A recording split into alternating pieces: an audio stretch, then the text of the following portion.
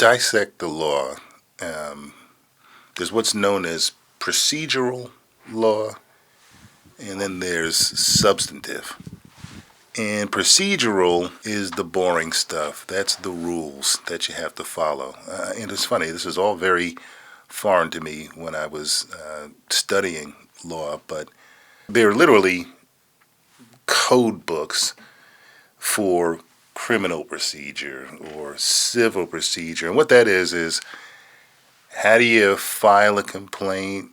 How do you craft a complaint? How do you file it?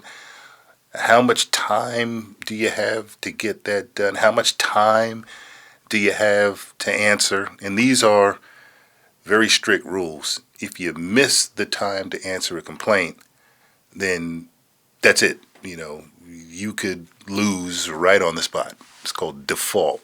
You've defaulted on your opportunity to say something in opposition to that complaint. So those are the rote rules that everybody has to follow. There's no flexibility. You can't riff on procedure. You can have creative arguments, but at the end of the day, the rule is the rule. So the fault, I swear, it's in my ear. A fault. Default. A default. Uh-huh. It happens within in court, or is it something that I've sent over and we're waiting for a reply? These rules, more often than not, are the things that you need to do to get into court. Right? Now, there are rules that apply when you're arguing a case or arguing a motion before a judge. But these are the rules. These are the steps you have to do to have your issue determined in a court of law. There's literally a rule for time. So how do you count days, right? It's okay. That seems like it should be easy, but and I'm a little rusty on this now, but if it's a 10-day period, then that's 10 business days. But if it's 30 days, you count weekends also. It's those kinds of things that you have to know, right? And it's right there in the rule. Go to the rule in the Federal Rules of Civil Procedure, and it tells you how to calculate time. So if I have 30 days to respond to a complaint and I don't get my answer or other, pleading in until 31 days, I missed the time. And time is important because there are penalties for missing those marks.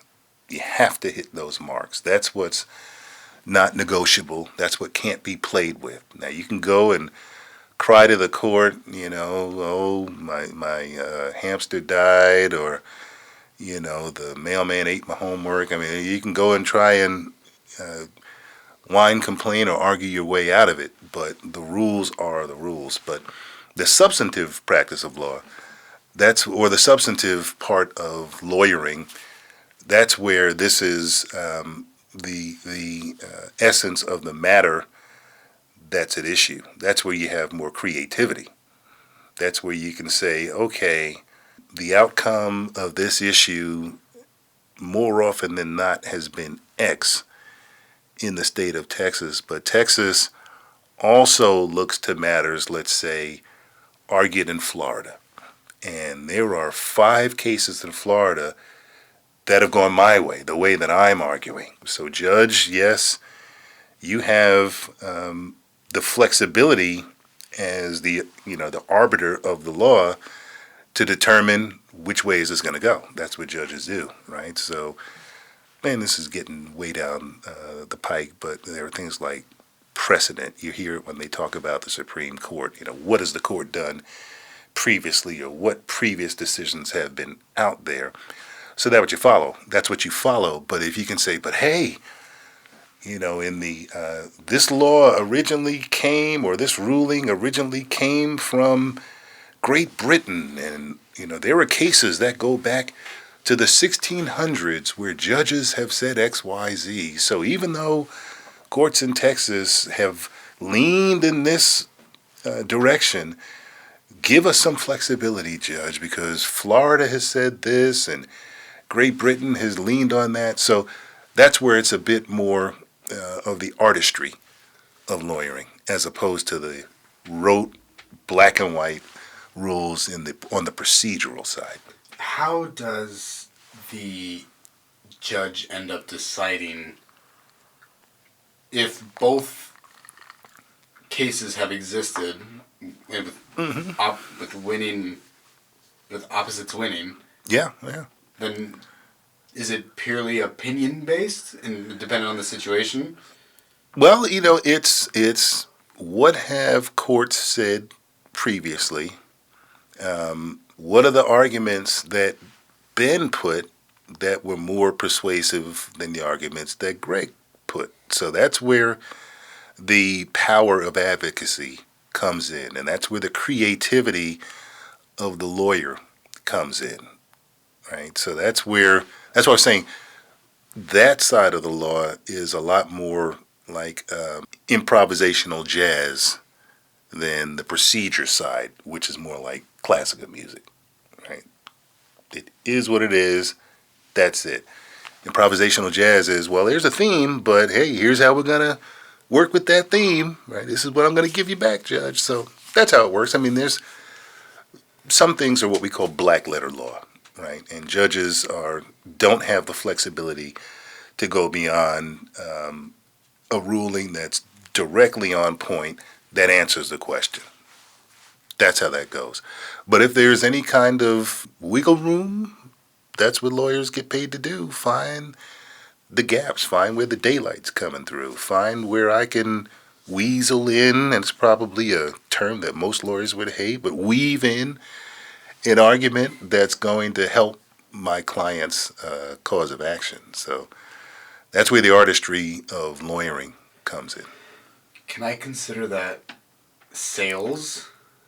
There's a fair amount of salesmanship, certainly in trial practice. That's what I used to do, particularly if you're before a jury. There's so much of the human condition that goes into making those kinds of presentations, from the suit you wear to the shine and type of your shoes to the I'm a bow tie wearer. So, what bow tie is Winfree going to have on today? Because when juries get back in the jury room, they talk about all sorts of things. Yeah, they're there to focus on the case. But, it's funny. I used to be an instructor with the Attorney General's Advocacy Institute when I was with the Department of Justice. And one of the challenges with that... Can I pause you and ask you what exactly that is? Oh, that is an institute where federal trial attorneys come to brush up and practice their skills before they go into court. So FBI lawyers will come, Justice Department lawyers from all across the country, U.S. attorneys come to that, and sometimes trial attorneys from the JAG Corps, Judge Advocate General in the military. So they will send their lawyers there, and it's like a trial advocacy school. And what they would do is they would bring in federal judges from around the country, and it's almost like a moot court session, right? So you get one side of a problem, your opponents get the other side. You have a federal judge, who might be on a break from his or her work in whatever court around the country, and there as a real-world judge, acting as a real-world judge before these sets of lawyers, and it's your job to, work with your partner and work up your case, split up who's going to do what, who's going to examine which witnesses, who's going to do the opening and do the closing. So when I first did that in the Justice Department, the problem was the course was taught in Washington, D.C., and I was based out of D.C. Other lawyers came from around the country, so for them it was, I've got a 2-week period where I'm just focused on this. But much like every other endeavor, if that sort of activity is happening in your hometown, you never get to leave work, right? Folks say, oh yeah, Greg, you'll be over there for the next 2 weeks, but you got your caseload, you're responsible for staying on top of your case. So there's nothing that you can give to someone else. Hey, I'm going to be busy for 2 weeks. Can you sit on this for me? No, that doesn't happen. So you wound up going to this institute during the day and then working at night, right? So it was twice as much work. So I told my co-counsel, a woman who also was in the D.C. office at the Justice Department, I said, look, our jury were kids from high schools in D.C. And this is when L.A. law was out. And I told her, and we had two FBI agents that were lawyers on the other side. And they were like right out of central casting, stiff as a board, by the book, just real. You get it, right? Yes. And they were really difficult to deal with. So I told my co-counsel, I said, look, this is what we're going to do. I want you to deliver a killer opening. I'll deliver the closing. I said, and we'll just wing it through the witnesses and whatnot. Don't worry about factual presentation. All right. I said, these are high school kids, and what they are used to seeing, because they don't have any real world experience, so they're used to seeing L.A. law. Right? L.A. law in the 80s was one of the biggest shows on TV. It was about life in this fictional Hollywood, California law firm office with the glitzy Porsche driving partner and the nebbishy tax lawyer and all of these different archetypes or caricatures of what they thought lawyers were. So I said to her, give a killer opening, and said, I'll nail the closing. I said, we'll win this. That's what we did. She gave a drop dead killer opening, and then I did the closing, and we won.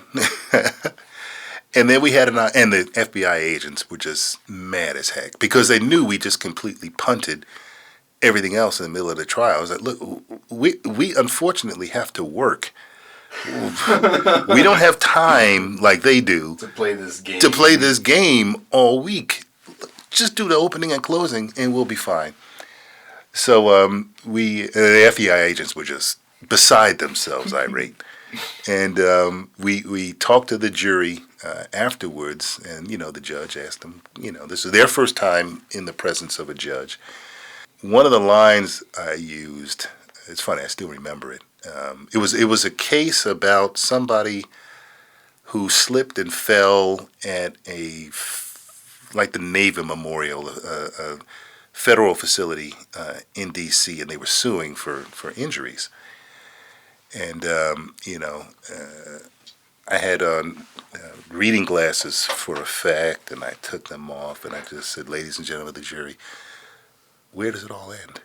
Where does it all end? I said, is the federal government to be responsible for someone who can't walk and chew gum at the same time, right? And the FBI agents said, objection, Your Honor, objection. And the judge was like, this is just argument. Yeah, just this argument. So that's how that went. And here's Boomer. Hello, guys. That's a great way to win. Yeah. So when we talked to the kids afterwards, the judge said, well, ladies and gentlemen of the jury, you've seen the lawyers, and how are their presentations? What was most convincing for you?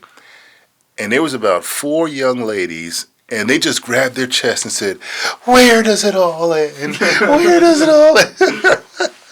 So that's what I meant by the artistry, the salesmanship, the ability to act and portray and think about what's going to resonate with the jury. The FBI agents lost because they didn't realize who their jury was, right? They couldn't step out of typical FBI training and allow themselves to communicate with these jurors.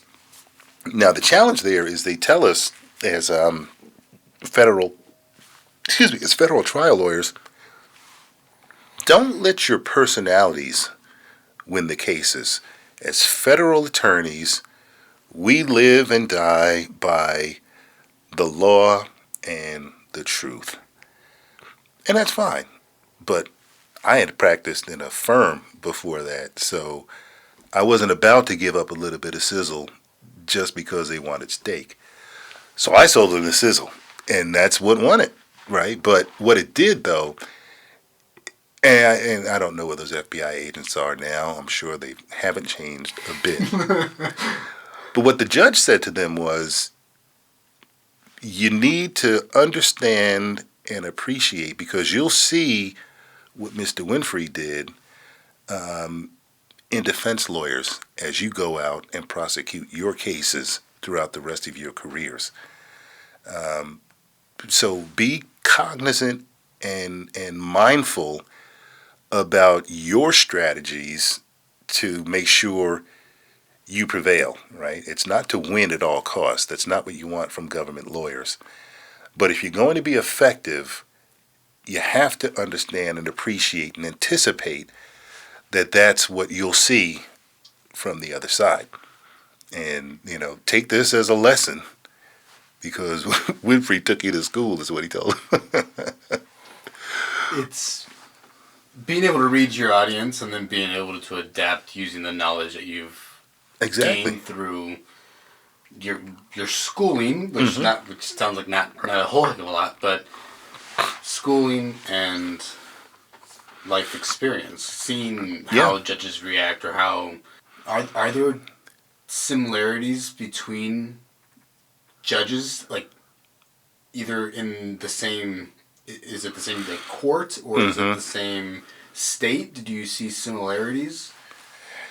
Judges are a whole different animal, right? Jurors are lay people. So you have a much greater opportunity to plug in to their expectations than you do a judge. Judges are very tricky, and the best way to approach a judge is more like the FBI lawyers, right? Don't get cute. They've seen it all. Don't try and be funny. They've seen it all. Be respectful. Be honest. Be concise.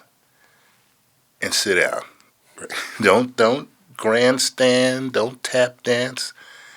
They don't want to hear it. They don't want to see it.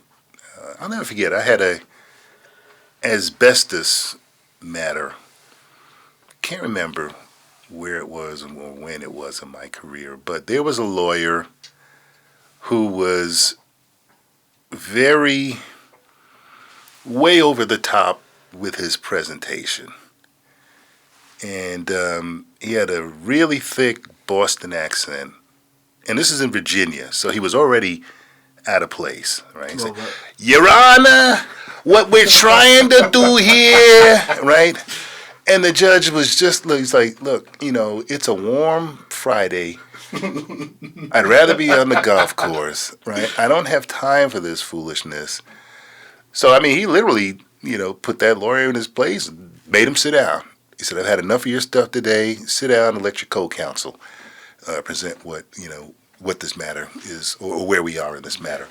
So, yeah, you don't play with judges. Just straight to the point, just deal with the thing, because everybody wants to just be done and go home. That's right. How long do these cases last? I vary maybe length, but is there an average? There's no such thing as an average. Cool. No. There's some litigation, particularly with water law. Now, you would say to yourself, what the heck is water law? Doesn't make a whole lot of sense to those of us who have always had water around as a resource. But out west, and I found this out when I moved to Arizona, and I was at some function and, introduced myself to someone. And I said, oh, well, what do you do? He said, I'm a water lawyer. I was like, what the hell is that? A water lawyer? It turns out the water issues, as you're seeing played out right now in the West, are huge. So where we are right now, Lake Powell and Lake Mead are at the lowest point since those canyons were closed up in the 30s and turned into reservoirs. They are now more likely than not beyond the point of being recharged in our lifetime, right? So if you go to where Lake Powell or Lake Mead is, it's like a bathtub ring. You'll see 150 in some places 200 feet down, like, a bleach mark on the canyon walls where the water used to be. I mean, there are islands that are popping up that have never been seen. In Las Vegas, they're finding barrels with dead wise guys that the mob discovered. Oh, yes, sir. Yeah, they're popping up, right? So, Joey Two Fingers back in the when Vegas was getting constructed. He was always here all along. That's right. It was that. He went on a skiing trip. No, he's at the bottom of Lake Powell and Lake Mead. So that's a huge issue. So all of that water that's been mismanaged historically has had litigation dating that long. I mean, there are water lawsuits that are 100 years old. And that families have been water lawyers generationally. So when dad retired, his son took over. When the son retired, his daughter took over. So they were families of water lawyers that have been working the same case for that long. What's the point? Is it that big of a case? Yeah. I mean, these are, if you look at, it's principally the Colorado River. The Colorado River provides water everywhere, pretty much except Colorado for the most part.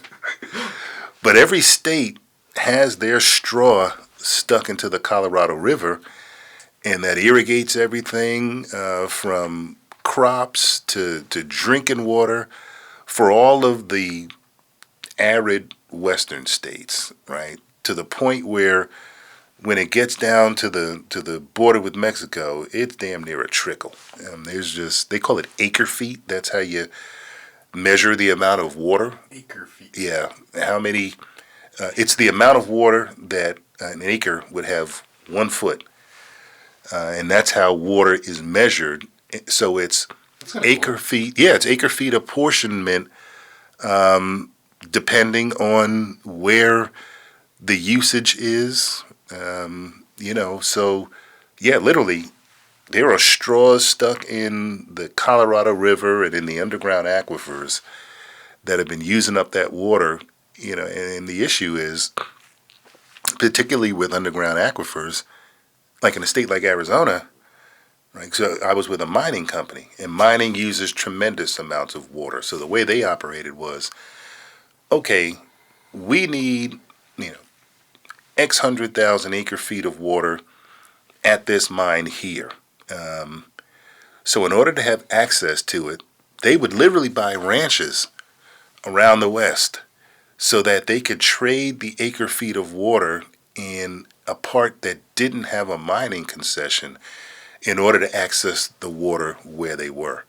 Wow. So that's why mining companies own such huge tracts of property. The company I was with owned Gunnison, not the mountain range. What am I thinking of? There's a mountain in the Gunnison mountain range where they owned it. And the reason I know that was the CEO would go elk hunting there. I mean, it was owned by the company. It was called Red Lady.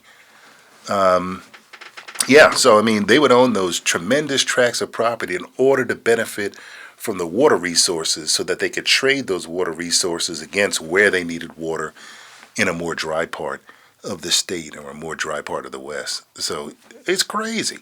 Water law. But yeah, those cases go 70, 80, 100 years. Families, generations keep working the same. You talk about churning. They keep working the same case because every year there's a new filing If you look at what's going on in the Sierra Nevada now, what do they get, 12 feet of snow? Right? When that snow starts to melt and then the water starts to get replenished, more often than not, most of it runs off into the ocean. That's a whole nother story. But what happens is on an annual basis, you say, okay, we had a bumper crop of snow this year. We're expecting this additional acre footage of water. So we had a settlement agreement a year ago, 2 years ago, 5 years ago that meant Nevada got this much water, Arizona would get that much, New Mexico would get this, but because of the bumper crop, we're going to renegotiate that and reapportion the water resources. So that's why they never, they're never resolved, because it changes on a periodic basis depending on the water resources that are available. So it'll never. Nope. So nope. These attorneys that are working these cases, how are they being paid to do this work? More often than not by the state, right? So they are private lawyers that represent the state or represent counties or other interests, sometimes Native American tribes, right? Because they're all part of this as sovereign nations as well in having their water rights adjudicated as part of this whole mishmash of lawsuits that's been around forever. They're just trying to hang out. Yeah. They're just trying to live on their land. Trying to live on their land and trying to, have the enjoyment of what their ancestors left them. So it's crazy stuff. It is. Everything is so. There's an entire world behind every detail. The devil's in the details really is so true. Yeah. It's a little overwhelming at times. It is. And so that's the challenge that you pointed out. I mean, how do you? It's impossible to know everything about everything, right? It's funny. I had a high school teacher who once said, everything has its own little thing. Very New York way to put it. But it was right. So true, yeah. Everything has its own, and maybe not little thing, everything has its own thing. Every little thing has everything. Like, I don't know. Yeah, that's right. Yeah. And you might know something on the surface, but if you start to dig, everything is complex. And now everything is interrelated, but everything independently has its own set of complexities. And somebody is the world's expert in that, or there are lawyers that do that, or there are engineers that have made that their life's work. That's why one thing we used to say about the A&M universe is, there's an expert who's made his or her life's career on the third left leg, of a Japanese beetle, right? There's somebody who can, right? There's somebody that is their expertise. So, there's no level of minutia that isn't worthy of analysis and, and understanding. It may not interest you, may not interest me, but there's some value in it, and some somebodies are focusing on that.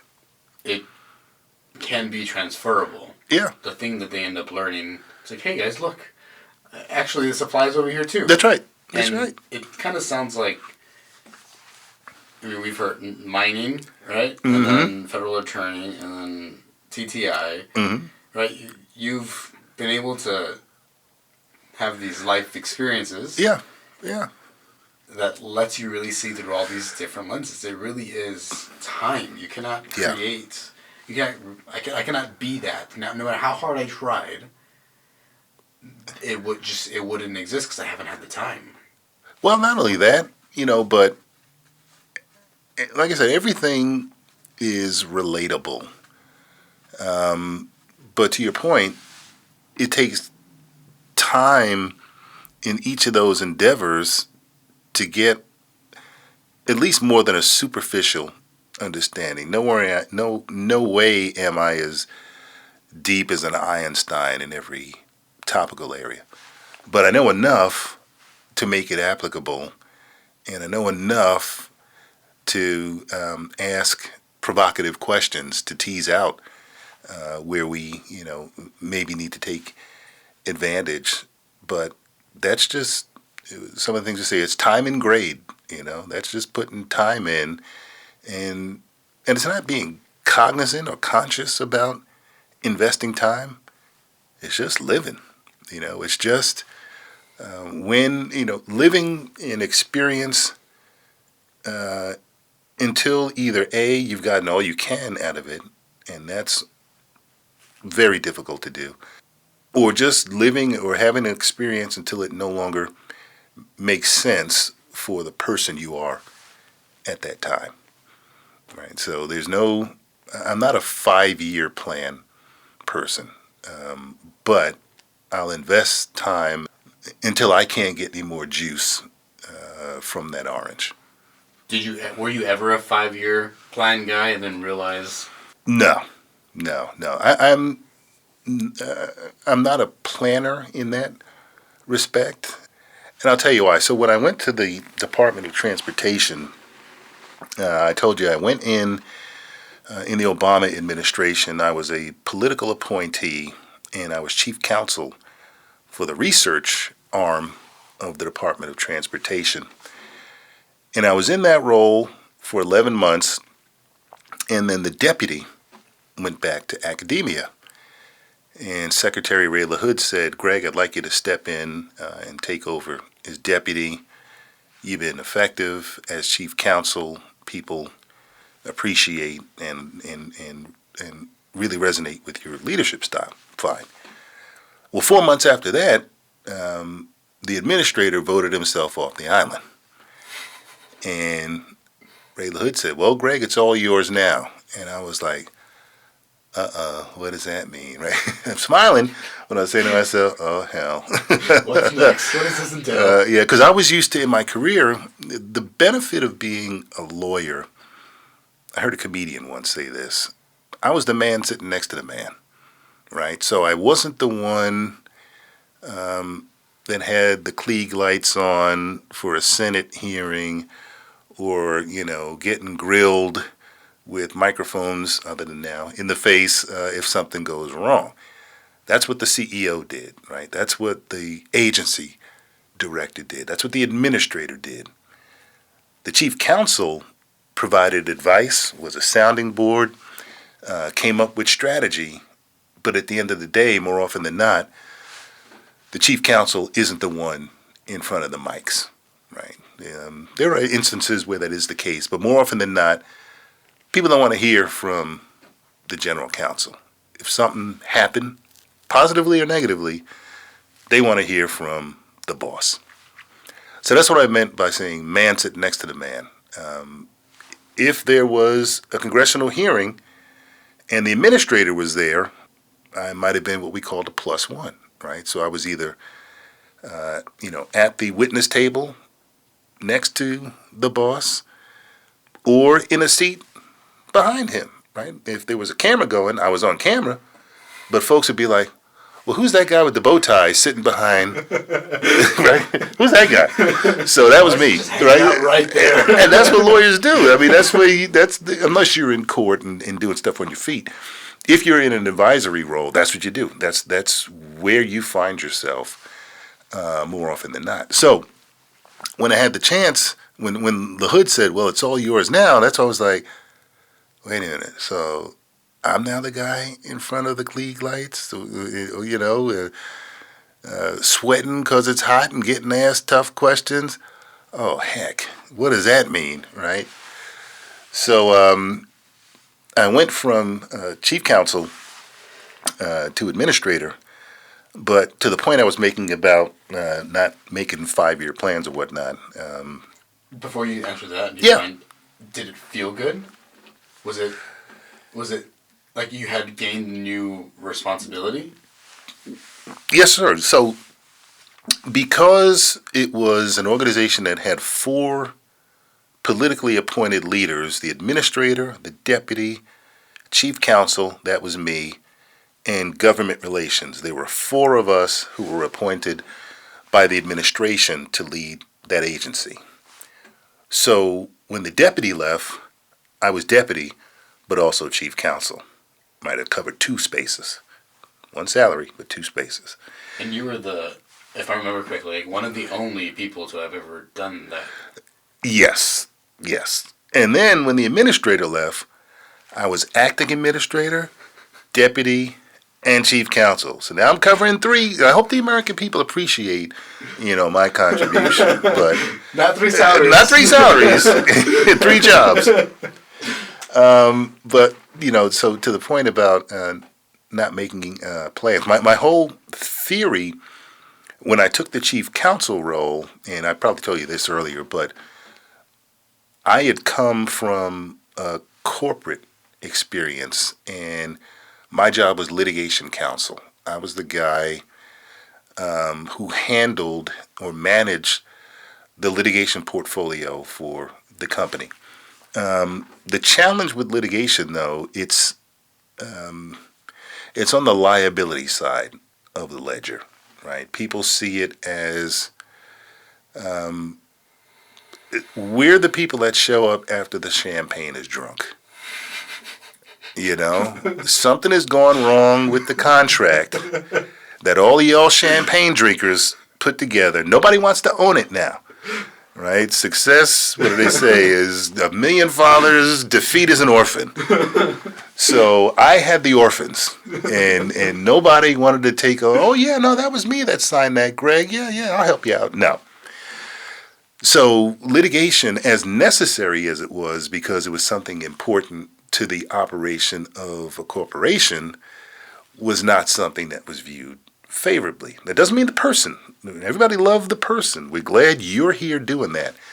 But boy, when I would come down the hallway, executives would scatter. Oh Lord, here comes Winfree. Who's gotten sued now, right?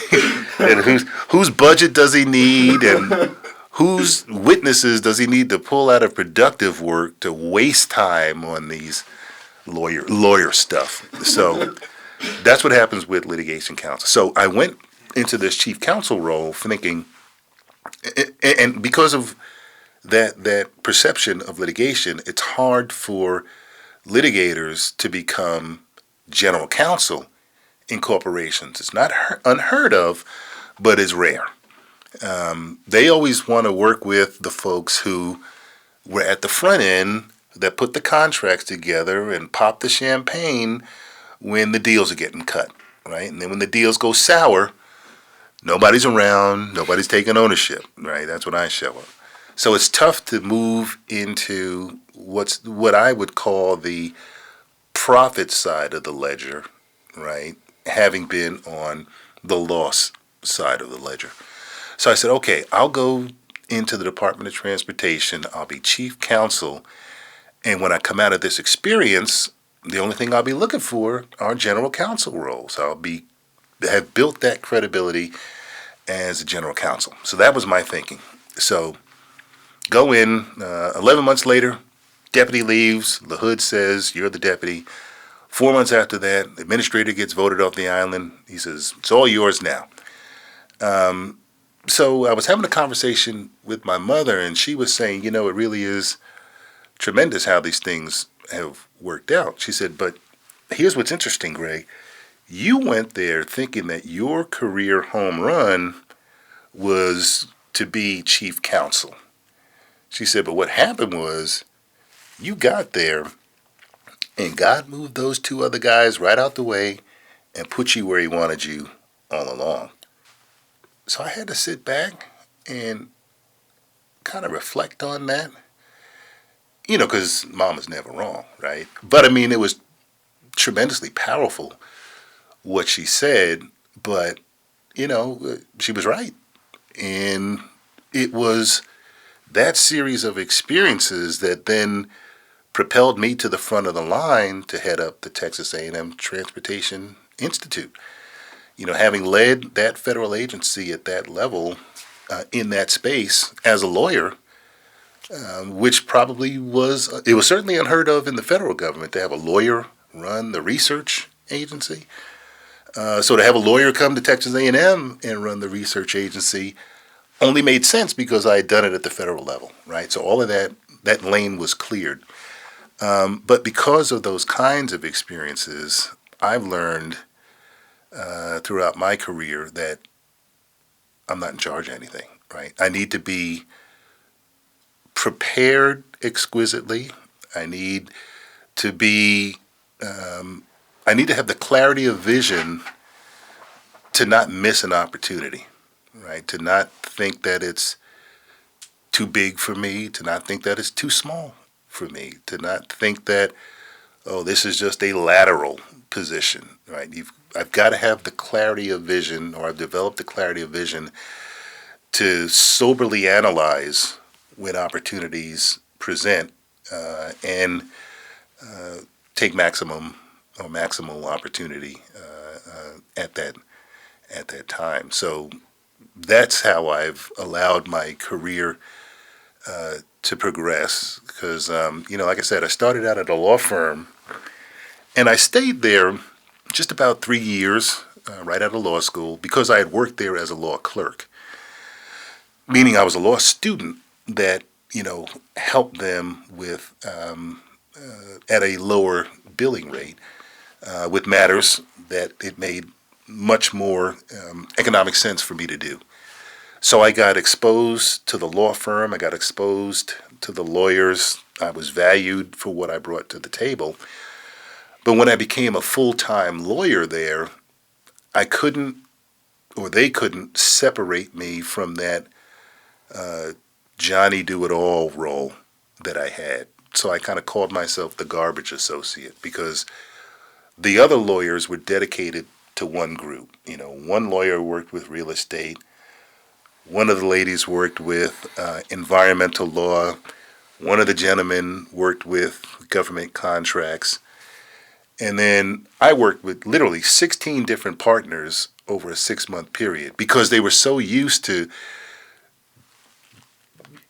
Greg's a brilliant researcher, Greg's a brilliant writer, Greg can get things done, right? He's the kind of guy where we can fire stuff off and he'll just get it done. But that didn't allow me to build up the depth of relationships that would have made my professional, as opposed to my student experience, rewarding and meaningful. That seems like madness. Mm-hmm. That just seems entirely unfair. I don't know if that's okay to say, but that just it seems it just not okay. Like how, and it's unfortunate that a lot of times the person who wants to do a lot of good ends up being, what's the word? Not mistreated, but I wouldn't call it undervalued, misvalued, and that's not a real word. But that's what it was. I was valued, but and appreciated, but there wasn't, nobody put their arm around me as this guy's on my team, like they did. There were 6 of us who joined as first-year lawyers. The other 5, and I'll tell you how that resonated. So I started in 87 with the firm. And graduated in 89, and in 91 there was a recession, and this is all conjecture because I wasn't in the room, but I'm pretty sure that this is how it went. So when income starts to shrink in a partnership, right, what that means is the way law firms are structured, like any partnership, but the way it works is once the proceeds are brought in the door and the secretaries are paid and facilities and the copying machines are bought and then the associate lawyers are paid, money left over is then split amongst the partners. Some law firms, that's $900,000. Some law firms, that's $2 million.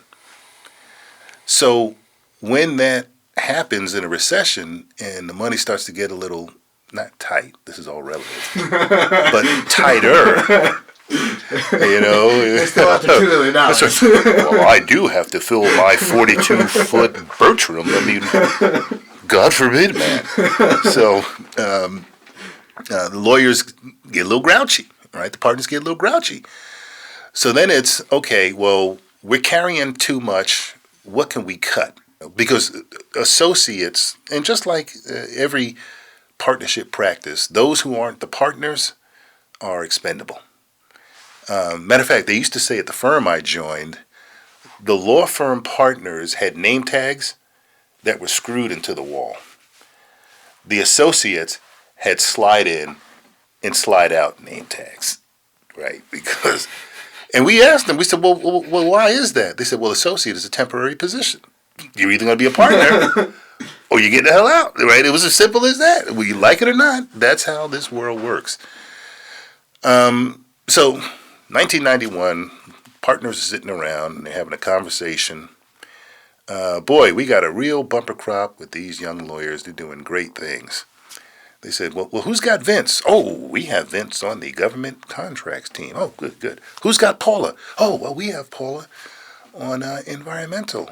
Okay. Who's got Sherry? Oh, Sherry's ours on real estate. Great. Well, who's got Greg? Wow, what a tremendous researcher and writer he is. I mean, we've worked with him since '87 when he was a law student. The guy's phenomenal. Oh, yeah, he did work for us in international law. Really, he did work for us in FCC stuff. Oh, that's great. We didn't ask that. We said, whose team is he on? And everybody did like this and kind of looked around, and it was like, cheaty.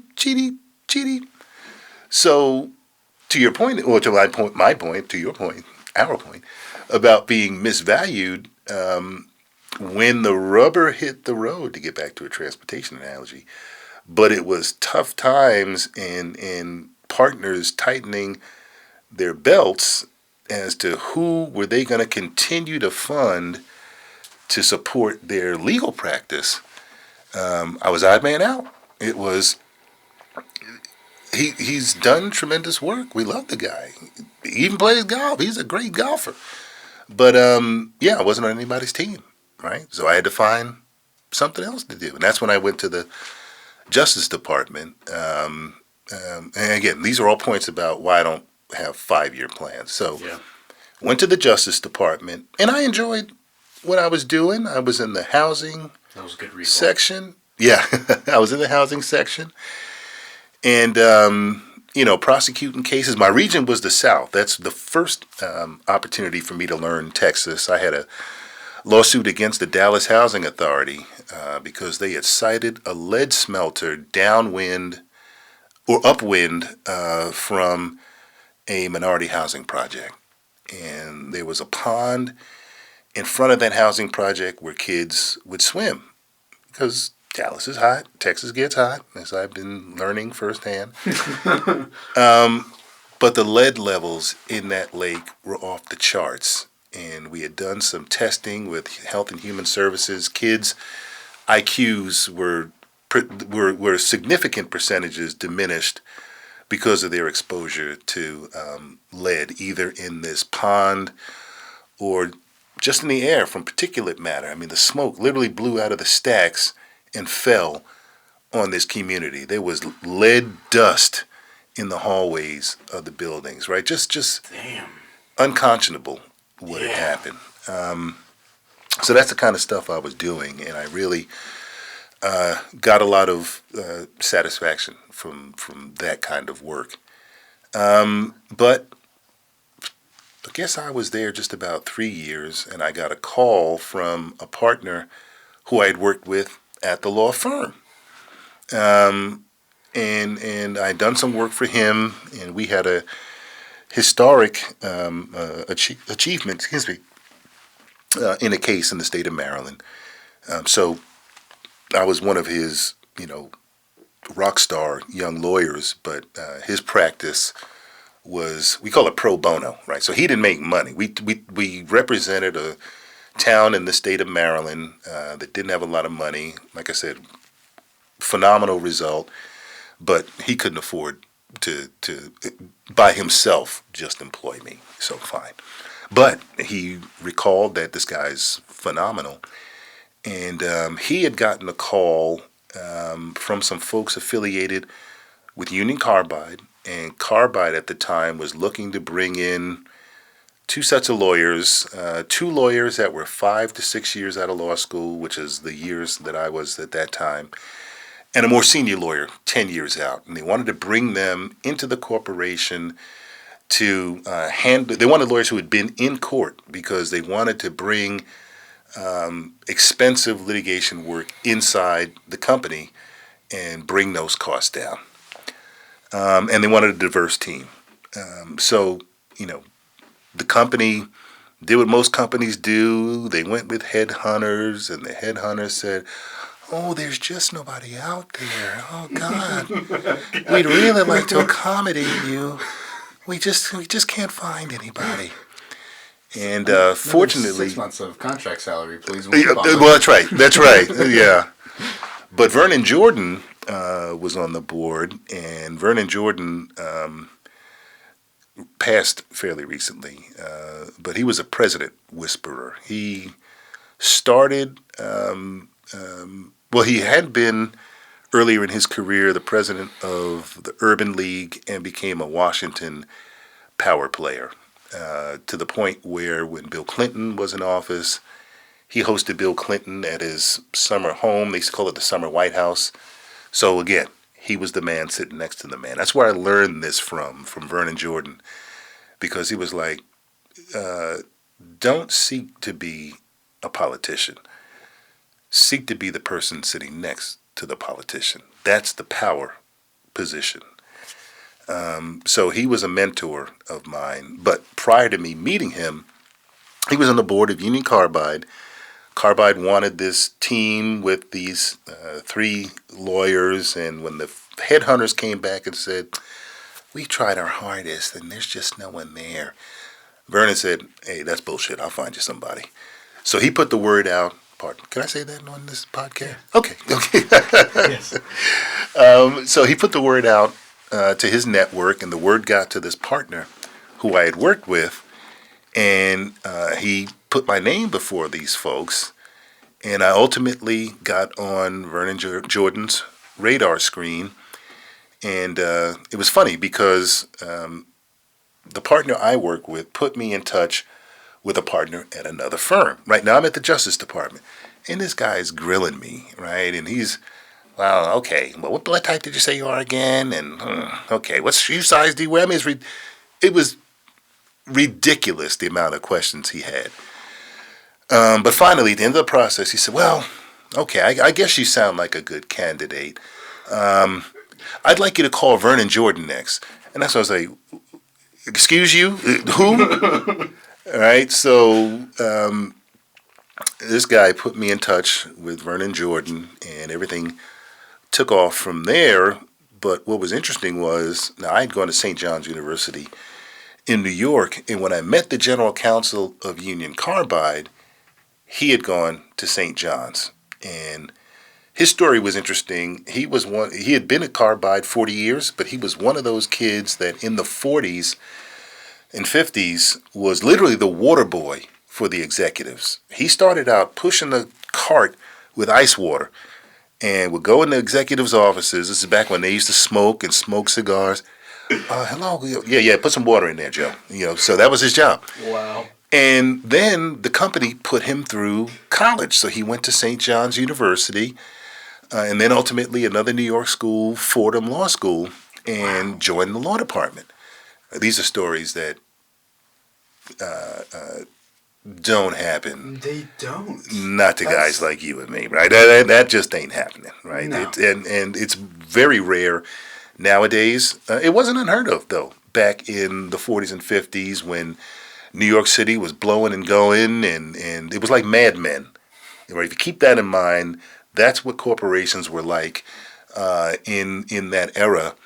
And Carbide was known as the Irish Mafia, right? So it was a lot of Irish Americans that worked in that company, and the general counsel was an Irish gentleman.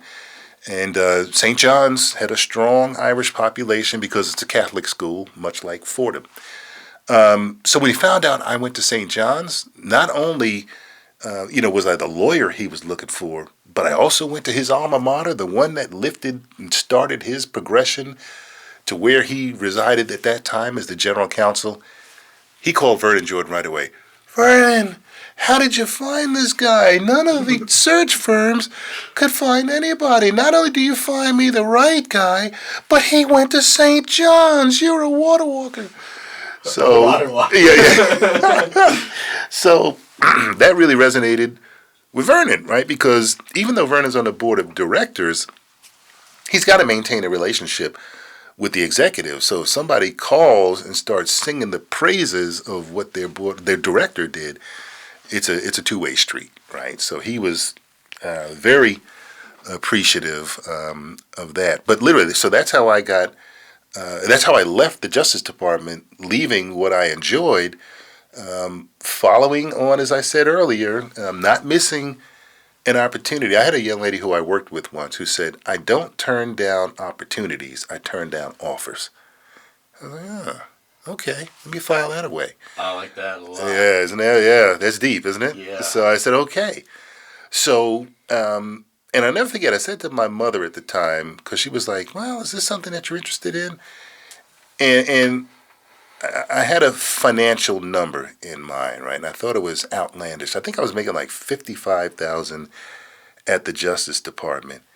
And I said, "Well, Ma, I mean, if they say something like, I don't know, 80,000, I'd probably go," right? Because it was in Connecticut, and it was north of where I grew up. And they said, "Yeah, the salary's 80,000." I was like, so here I go, right? You haul packed up, here I go. So again, though, I mean, that was something that came up, and I recognized an opportunity. I said, "Let me go on the interview, see what it's all about," because I don't turn down opportunities. I turn down offers, and it worked out, right? So that's how Vernon Jordan then got to be my mentor. And the reason he did was after I got the job, I had sent him a thank you letter. And it just said, "Mr. Jordan, I greatly appreciate your trust and faith in me.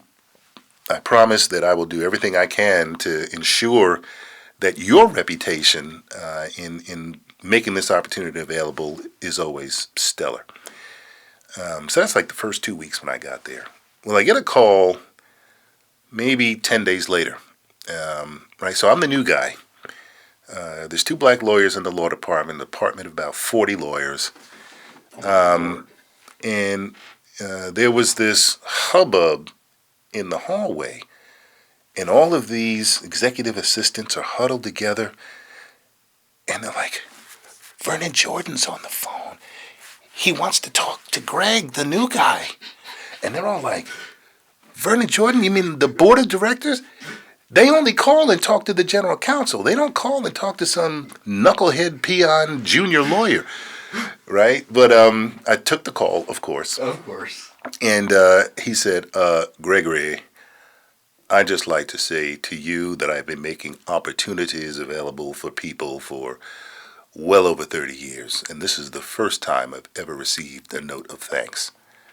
And I was floored, right? I mean, so I said, "Mama's never wrong." That's what she told me to do. Whenever you have an opportunity, you send a thank you note. And that's what I did. So to hear that somebody at his level had extended himself on behalf of others, and they, just took it as a rite of passage, or weren't as thankful as they should have been, just floored me, right? So because I did that, Vernon Jordan knew who I was, and Vernon Jordan invested time in me, and was my mentor from that point forward. So I stayed at Carbide almost 8 years, probably longer than I would have liked career-wise, but I knew I was Vernon Jordan's designee, right? And that was important to have that reflected. But the company got bought by Dow Chemical Corporation, and I had no intention of moving to Midland, Michigan, the duck capital of Michigan. Their selling point was, oh, we're 110 miles from Detroit. I was like, I don't want to go to Detroit. Who wants to go to Detroit? Is that the selling point? Is that what you got? So I joined Wyeth Pharmaceuticals outside of Philadelphia and stayed there 4 years. Wyeth this might be ancient history for you, but there was a period in time where there were some diet drugs that were sold. It was called Redux and Fen-Phen. I know Fen-Phen. Yeah. And that started to cause something known as primary pulmonary hypertension in folks, which more often than not had a fatal outcome. So people were dying from taking this diet drug. So the company was mired in fighting off those lawsuits. So the way they handled it was all of the lawyers worked on diet drugs except Greg. Greg had to handle every other drug litigation for every product that they had, plus salesmen, car crashes. That's what I did. It was ridiculous. Plus, for every, they call them detail people, every salesperson crash, I had to write a settlement memo to the general counsel that explained why we needed to settle these lawsuits, and every memo had to mention whether or not the salesperson had on his or her seatbelt. It was the most ridiculous, nonsensical, idiotic way to run a business, and I just had enough after 4 years. So then, that's one instance where I left because I was fed up. But I had an opportunity in Phoenix, Arizona to join that copper mining company we were talking about. And I was chief litigation counsel. So before the age of 40, I was the lead litigation lawyer for a Fortune 500 company. And I really enjoyed Phoenix. Great place to live. Company was great. Enjoyed that experience. But when I was working there for the mining company, that's when I got an email from a good friend of mine who overlapped my time at the Department of Justice. And somebody who he worked with after I departed was the Deputy General Counsel of the Department of Transportation, and they were looking to bring lawyers in who had real-world experience, in-court experience, could help government do its work more efficiently. And they were like, Greg, would you be interested? So the timing was good. Now, I joined a company called Phelps Dodge. While I was there, Phelps Dodge got bought out by a competitor, Freeport-McMoran. So to the earlier point about the conveyor belt, it was one of those instances where they said, Greg, you're a great guy. You're the kind of guy that's going to wind up being the general counsel here one day. Keep doing what you're doing. We got our eye on you. Perfect. And then he said, oh, yeah, we've got to tell you, we sold the company. So as I looked out my window, I saw all these people with golden parachutes, waving as they went by. I was like, wow, wonder how I get one of those. The answer was, you don't.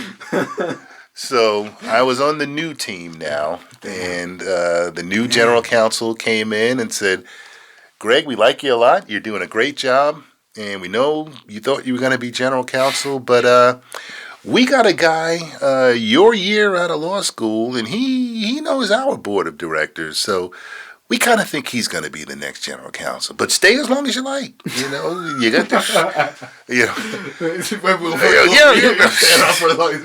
So I was like, oh, great. So, I could have retired in place and become a semi-professional golfer, which wasn't unattractive. Like I said, the Phoenix weather was beautiful, beautiful house up in the mountains. But I was like, well, I'm not going to actively look, but I'll keep my ears open. And that's when the call came when President Obama got in and they said, Greg, we'd love to have you come join us. So, again, now that was just a world-class opportunity. I'll never forget when President Obama was sworn in 2009. I joined in 2010, March 2010. So in 2009, when he was sworn in, that was the kind of thing that I never thought I'd see in my lifetime as a black person in this country. So to see him sworn in, I'll never forget saying to my wife, I said, Frances, I used to work for the Justice Department in the Civil Rights Division. I don't know everything that he's going to go through as the first black president, but I got a pretty good suspicion of just a portion of it. And I said to her, if there's ever anything I can do to help that brother get 4 more seconds of sleep a night, I'm all over it.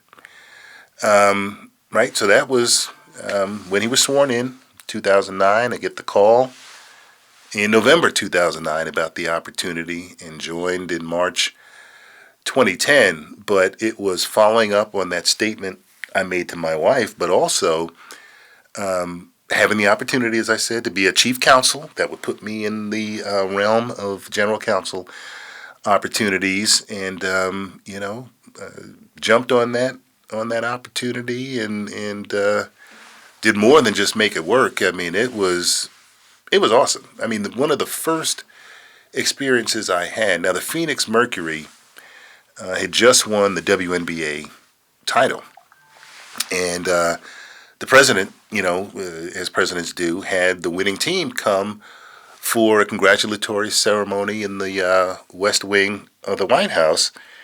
And my White House liaison, now every executive agency has someone senior who had been usually on the White House or the winning president's team. They get dispatched to the agencies, and they are the eyes and ears of the White House at that agency. Well, our White House liaison knew I was from Phoenix. So he was like, hey, Greg, would you like to go on over to the West Wing with the Phoenix Mercury? I was like, heck yeah. In the West Wing, and the Phoenix Mercury are there, and the president's taking his photos with the team. And, I'm in the second row. I can almost touch him. And even better, I could almost touch Diana Taurasi, right? So it was just mind-blowingly awesome. And I went to a state ceremony when the president of Mexico came to visit, and they had a formal ceremony on the South Lawn where the helicopter landed, and they have this military band contingent that dress like they're from almost like redcoats from the Revolutionary War. Okay. It was just pomp and circumstance like you wouldn't believe, but it's the kind of carpet they roll out, for a state visit. So I was there for that. I mean, it was just awesome, the things I was getting exposed to and the things I had a chance to do. And the job was awesome as well. Most attorneys would either not even have the dream because they don't, it That's exists, right. That's right. Like, that's the kind of job that was. Yeah. Yeah. I mean, the Secretary Ray LaHood said there are 10 to 20 people right now that would give an arm to be in the seat you're holding right now. Don't ever forget that. Yeah. And it was just awesome. It was just awesome. And that gets us all the way back around to how I started the story, but that's how I got on the radar screen at Texas A&M, and have been able to fall back on those experiences and make it work for not just TTI, but for the university system. One of the things, and I never, denigrate the wonderful legislature in the great state of Texas, but in my role at USDOT, on several occasions, I had to testify before the U.S. Senate or for House committees. So now, the legislature meets, it's on the biennium every 2 years, and every 2 years, all of the CEOs from the university system go and present before the House and the Senate. And every year, folks just say, Greg, you're right out of Central Casting. You're just so comfortable with this, and your command and your voice, the way it just holds such authority. Can you do the presentations for all of us? No. No. Thank you for the opportunity, but no.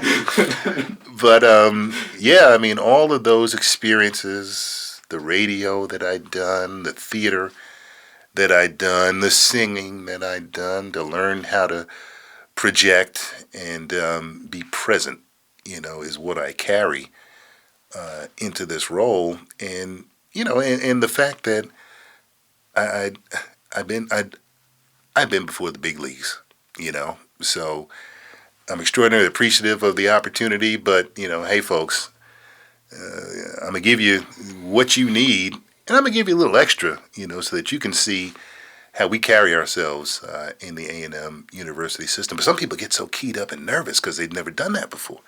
Oh my God, I've got to go before the state senate. And, how is Greg so calm and smooth with this? Been there, done that, and have the T-shirt. But once you're at that level, I mean, you go down to one degree. Yeah. Even I think 1 degree you can see it. It's like if you were in high school playing, JV football. That's right. And then you make that switch to varsity. You're like, man, this is so much faster. Yeah, that's right. This is another level. Mm-hmm. Mm-hmm. It is cool, I think, and cool doesn't do any justice, right? But yeah. The impact that I think, the ripple effect is what I think about. Mm-hmm. I think that because other people have gone out to make success for themselves, mm-hmm. it ripples further than you can imagine for so many other people. Yeah. If your dad didn't go to college and be the first graduate, oh yeah, then you would have had to be that first one. Yeah, that's right. And it could have changed your trajectory. Absolutely. And absolutely, your ability to adjust to the opportunities in front of you, mm-hmm. and knowing when these opportunities no longer are there for you. Right. It's just not the time. It's not whatever your goals might be. They just don't align, and your willingness to move away from those things and not set for that substandard quality right. of treatment. Yep. Is inspiring. And I mean, personally, I would not be here if it was not for a little bit of push at times. Yeah. Yeah. But just a realization. There's a lot more mm-hmm. to be done. Mm-hmm. Don't hang your hat here. No. And don't ever accept less than the best, because you deserve it. People put you in boxes. People in boxes. Don't accept that box. So here's a real quick, 2 quick stories. One, I'm the grandson of sharecroppers from Thompson, Georgia, that literally had to shoot their way out because my grandfather was about to be lynched. So I never forget where I came from, and time is compressed. I knew my grandfather, right? I knew my grandmother. I recently did one of those Ancestry.com genealogy stories for my mom, and I gave it to her for Christmas, my brother and I. She just got so emotional because she just recalled everything in her life and saw what her parents had to put up with to get her where she is now and where she was, and how their meek and humble beginnings put her on a trajectory that was upward, and then allowed her and her husband to put my brother and I on a continuous upward trajectory. So I never forget that. And there was, I'm sorry, I'm 58 now, and I forgot my other point. What were we talking about before I started on that? The 2 stories. One of them was, I think, I was mentioning your willingness to move when there's substandard treatment. Mm-hmm. And that's it. Okay. So here's the other story. I was at the mining company, right? And the other company, Freeport, had taken over. And they had this, Freeport is out of New Orleans, and they had less than an enlightened general counsel, right? You always observe things. So I never forget, he had a holiday party, And I went and used their powder room, and the wallpaper they had in their powder room depicted some old, homey, back in the day pictures. It was almost like they were the kinds of pen and ink drawings from newspapers, period newspapers. But, as I'm sitting there taking a leak, I look over at the wall, and some of the fond remembrances were of darkies unloading cotton bales from a steamship, presumably on the Mississippi. I said, well, that's somewhat of an interesting choice in home decor. You decided to put this up. Yeah, I said, okay, this is what you put. It's one thing to put it in your man cave, cigar room, where people may not ever visit, other than like-minded or invitees. But in the powder room in the front of your home where visitors are likely to see it, that's pretty darn interesting. Right? So that tells you a little bit about this gentleman's worldview. Nice enough guy, but for the fact that this company brought us together, it's unlikely we ever would have shared the same side of the sidewalk. But, no qualms, no clashes. He respected me as a professional. I respected him as general counsel. So when the opportunity to go to Washington as chief counsel of the research entity at the Department of Transportation, when I, submitted my resignation and told them where I was going, I said, yes, Rick, I'll be heading to Washington. I'm going to be a political appointee and chief counsel in an organization known as the Research and Innovative Technology Administration. And he almost did one of those cartoons. He was like, that's unlike anything you've ever done before in your career. And I kind of sat back and I said, well, Rick, I don't allow your myopia to describe my horizon. So that's what I mean. You can't let someone's narrowness of vision or lack of visual and mental acuity limit what you can do, right? So I helped him understand that what I see for myself is clearly much broader than what your expectation of what I could do, right? So because I don't limit myself to your beer goggles, that's not going to tie me down. So you can sit here and be flabbergasted by something that you thought I couldn't do. But guess what? That's not had I bought into your vision, then you're absolutely right. I would have sit here and been thankful for every breadcrumb and cotton bowl that fell off of your tray, sir. But, that ain't how Greg Winfree gets down, sir. So, thank you for the opportunity. Here's my address in Washington, D.C. Contact me through President Obama, okay? Thank you. So, that's a key message for folks to really understand. Never let somebody tell you who you are or what you can do. I like to leave usually with a note, and that note is just... I went to an event today where I did a speaking event. Uh-huh. And I was talking about the podcast. Yeah.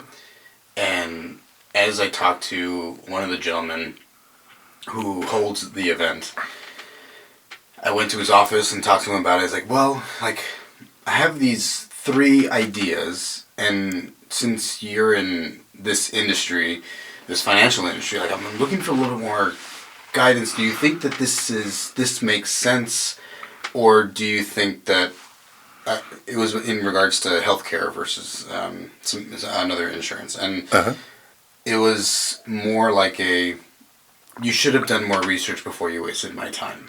Mm-hmm. And I'm here because I'm trying to understand, not just be put off to the side. Right. Right. And then you have, and then I had another idea. I was like, well, then I'm looking like maybe in the future to do shirts, and you're doing too much. Just focus on one thing. That's one thing. I was like, do you really only focus on one thing? And by the end of the conversation, he was like, well, I guess I do that event, and then I do this, and I have all these clients, and then I do, and you're a father, and why can I only do one thing? You invested too much time in that butt wipe. When he said you should have done more research before you basically wasted my time, I said, oh, thank you very much, and smiled and walked away. Because there's nothing profitable that can come after that. Right? Now you're educating this jerk into seeing that you actually do more than one thing. Also, dumb, right? Everybody knows that. But it's my job now to focus you on your life. That's not your job. Thank you very much. Right? And so, to bring it back to that, not letting other people, that's part of it, right? That event where he was at and we're doing this thing, I showed up dressed. Like, if I'm doing a presentation, I was told I'm doing a presentation. I spent hours on full presentation. Yes. And reciting, looking at the wall, practicing for hours. And I showed up with my bag and my thing and sports coat, dressed up. And it's like, oh, we don't do presentations. We just put the logo up. Oh, okay. Would have been a little nice to know after spending all of this time doing this. Right. And they're like, you dressed too nice. Like, you went too much. You're supposed to be relaxed. Like, we're having coffee. It's like, I'm representing myself and this company. And this is not just myself. Like, this is every single that person that comes on here. I'm not just here for me. I didn't have this mindset until I left, right? Until after I was home and I laid down, like, oh my God, I dressed too much. I didn't look good. I didn't answer the questions right. And that's the way I was like, man, did I dress too much? I spoke well, commanded the room, answered questions. It was great. And that gentleman just come on the podcast. And it wasn't until I got home and finally relaxed a little bit, I realized, why does their either insecurity or whatever is inside of them, why do I let that dictate how I feel? That's not okay. Well, it's not uncommon, but you have to live your life for you, right? So the way these folks talk about me at the system, oh my God, nobody can outdress Greg. You see how he dresses? I dress how I dress because that's how I like to dress. I wear bow ties. I wear braces, suspenders, right? I wear pocket squares consistently. That's the way I was taught that lawyers dress early in my career. And it wasn't so much that they said, this is your uniform. But I saw how other lawyers dress and said, that's the style. That's how I'm going to project myself. So have there been instances where overdress compared to others? Absolutely. But you know what? That's how Greg Winfree gets down. So if it makes you nervous, if you're upset because you wore jeans, it ain't got nothing to do with me. I'm always going to be clean. I'm always going to be appropriate for whatever situation it is.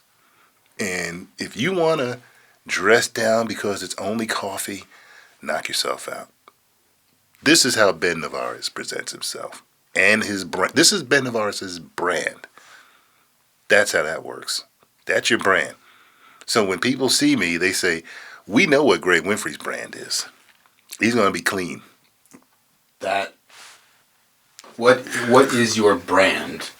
And deciding what that is, Mm-hmm. and then the standard that you're willing to accept Mm-hmm. is, I think, the coolest, most powerful thing that you can do. Absolutely. I love it. Yeah. I tell people it's like people that wear too much fragrance. Right? Your brand arrives in the room before you get there, and it lingers after you leave. That's your brand. Now, don't douse yourself in polo black. That's not what I'm saying, right? Consistency establishes your brand, and what I say by when it arrives in the room before you, when people see Ben Navarez on a agenda or on a meeting note, that's what they're talking about before you get in the room. Wait, that's the guy that presented that. No, he was really sharp and very articulate, and I like what he's about. That's what gets in the room. See, people diminish or ridicule because they can't meet that standard, or know that they didn't meet it in that instance, or know that their brand is inconsistent. When Ben gets in the room, right, the conversation before you get there is X. When you step in the room, you didn't disappoint because you delivered on what the conversation before you got in the room was. And when you leave, the conversation still is, I can't believe that guy is that about it. About it, that clean, that's what's up. And you don't compromise. There is no compromise. Yeah. Even though immediately afterwards, I felt insecure about it, that I had done too much. I went to an event tonight where I wore, I like these pants, and I like that shirt, and it's fitting for that setting, and I think it looks spiffy. Yeah. And everyone else is dressed in t-shirts because we're different, Mm-hmm. and I'm glad that we're different. Yep. I want to stand out. Right? Exactly. Sometimes it does put a target on your back in some ways, Mm-hmm. but I also think that it gives you the opportunity to have other people see that and be like, oh wow, like set the example. You're leading from the front. Exactly. It's like my dad said, that's how we started. Just because there's nobody behind you doesn't mean you're not a leader. People see, people notice, it registers. Did you intentionally take time to practice your diction, pace, enunciation, your speaking from the belly? It's funny you ask that. I can tell you my dad died in July 2020. He's got a big cheese-eating grin right now because when we were kids, he would always tell us diction, elocution, chew your words, because my brother used to speak very quickly and he was a mumbler. So he was always on my brother. But that is something that was drilled and instilled in us at an early age. And then as our voices got deeper, it became easier to be resonant. But yes, that is something that my dad in particular made sure we focused on. Diction, elocution, and he would make the exaggerated facial exactly. Chew your words. I would spend hours when I first started getting all this stuff together and spend so much time learning that it's okay to pause. Yes. And how to dictate a little bit nicer, because I am more of the mumbler. There he goes. It really is a skill, and I've been able to sit across from several people, and this week it's a different standard, and your dad did the right thing. I mean, that's huge. He only passed because he said, my job is done. These boys will carry it forward. And that's where we got it. I mean, my mother was an elementary school principal, but also, and much to her credit, one of her first jobs was with New Jersey Bell. Now, this is back in the days when Ma Bell, you've heard that referred to. The telephone company was Bell, and she worked for New Jersey Bell as an operator. One of the things she would always focus on, because people would mishear the number 9 and the number 5, right? Five. So when you when again, telephone technology is a lot better than it was back in those days. But she would literally, we lived at 10925 207th Street in Queens, New York.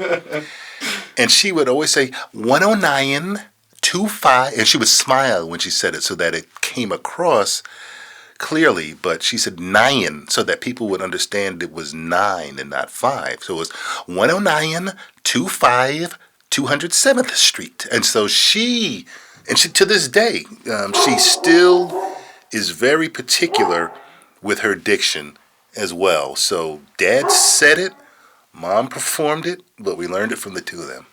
I've always wanted to take class, like, what is it? It's called, it's like a teacup, or they have man, I hate that I cannot remember. It's a name of a group where they meet to practice public speaking. Yeah. Oh heck. I can't believe I can't think of it. Toastmasters. Yes. Yes. Thank you. I was like, thank you.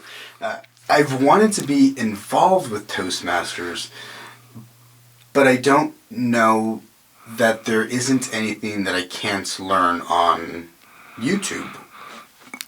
The one thing you can't learn on YouTube or get is the instant feedback, because you have to present to your other Toastmaster class members so they will critique your performance, and everyone hears things differently.